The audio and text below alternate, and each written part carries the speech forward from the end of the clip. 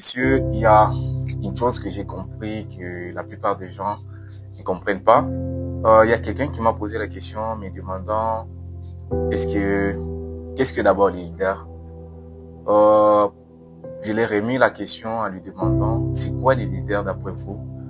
Pour eux, les leaders, c'est celui qui a les pouvoirs, c'est celui qui sait diriger et c'est celui qui recommande.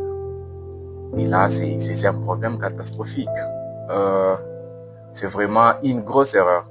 Alors, c'est différent entre le pouvoir ou la gouvernance et le leadership. Le leadership, c'est la capacité d'inspirer les autres à pouvoir voir la vie d'une autre manière.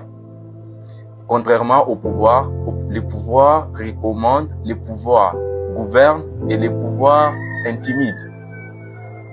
Les leaders lui inspirent, ils donnent l'espoir à la génération future. Un leader, c'est celui qui pousse les autres à apprendre, à devenir des grandes personnalités dans la gouvernance et dans la gestion. Et non, un leader, c'est celui qui conserve tous les pouvoirs et tous les secrets tout autour de lui.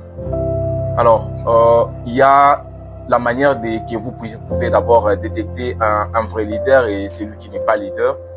D'abord, un vrai leader, c'est pas celui que nous pensons tous, un président de la République ou un politique. Non.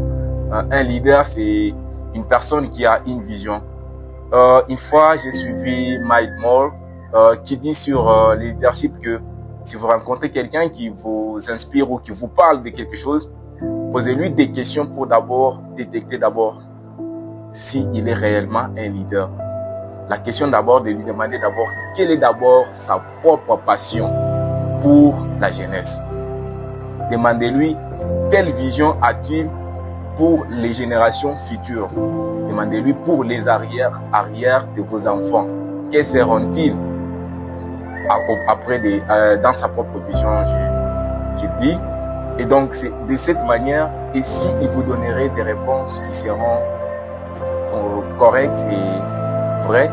Et donc, je pense maintenant que vous avez le choix de pouvoir voir qui et comment vous pouvez